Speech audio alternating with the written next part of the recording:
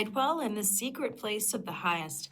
This is my own mind. All my thoughts conform to harmony, peace, and goodwill. My mind is the dwelling place of happiness, joy, and a deep sense of security. All thoughts that enter my mind contribute to my joy, peace, and general welfare. I live, move, and have my being in the atmosphere of good fellowship, love, and unity. All the people who dwell in my mind are divine. I am at peace in my mind with all the members of my household and all humanity. The same good I wish for me, I wish for all men. I am living in the house of divine being now. I claim peace and happiness, for I know I dwell in this house forever.